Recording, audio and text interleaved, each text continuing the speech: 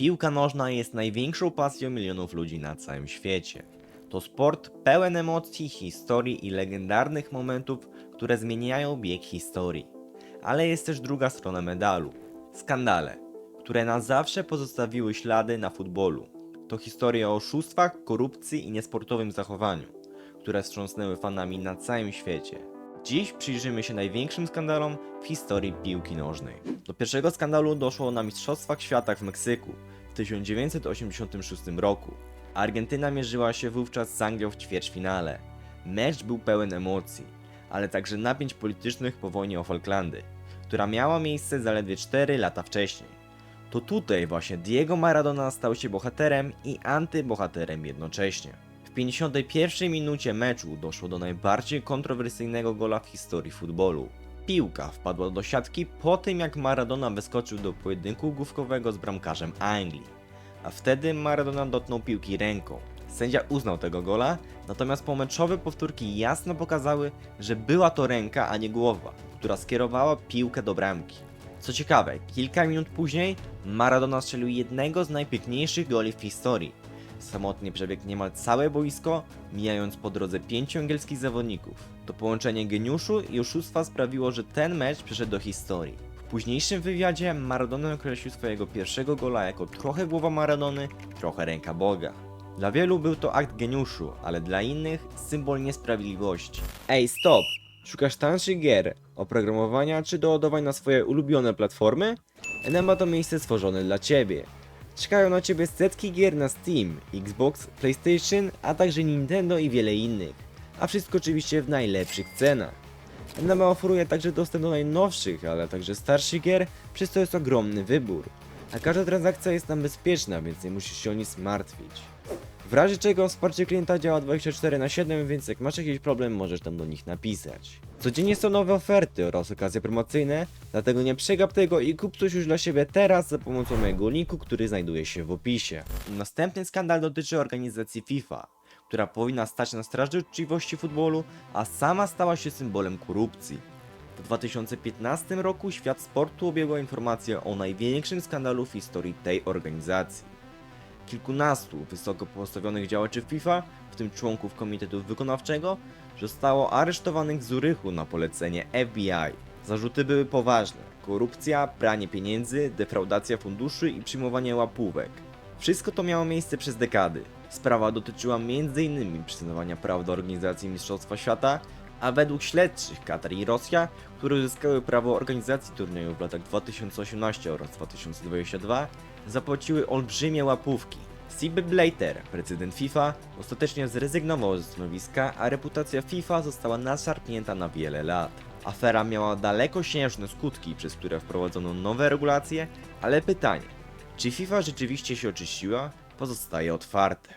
Przejdźmy teraz do trzeciego skandalu, który dotyczy Zinedina Zidana, dla którego miał być to wymarzony koniec kariery, ponieważ w finale Mistrzostw Świata w 2006 roku mierzyła się Francja przeciwko Włochom.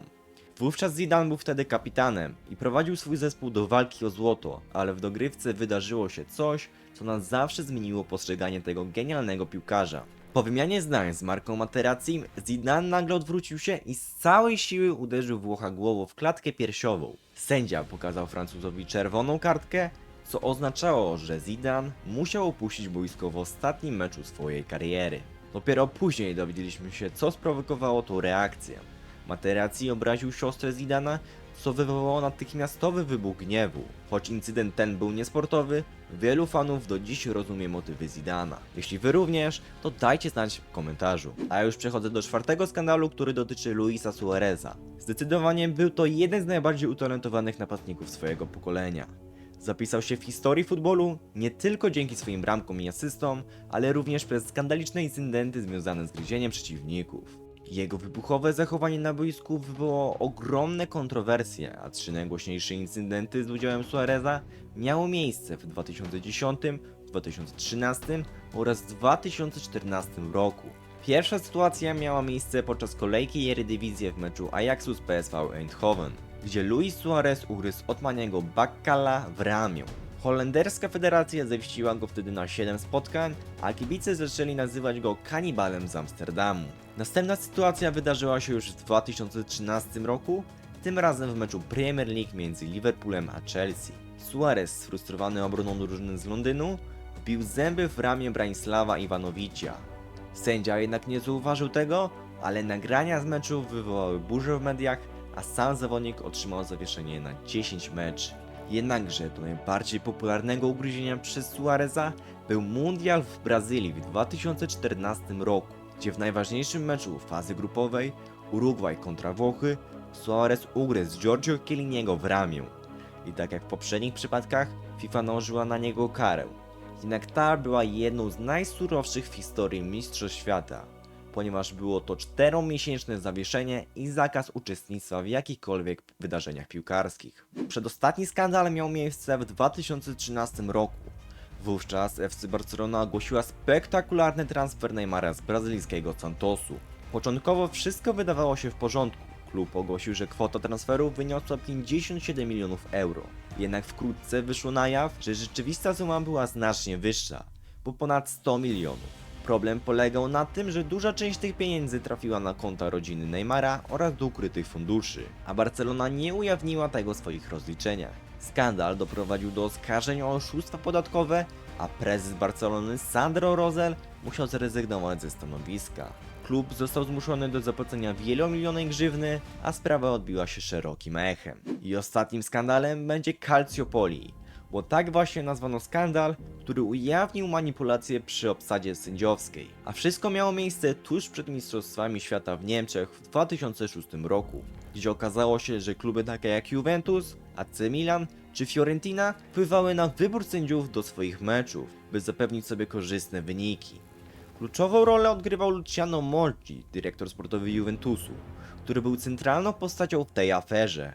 Podsłuchane rozmowy telefoniczne jasno pokazały, jak zmanipulowano systemem, a skutki tej afery były druzgocące. Juventus został zdegradowany do Serie B, stracił 2 tytuły mistrzowskie, a wiele innych klubów otrzymało punkty karne.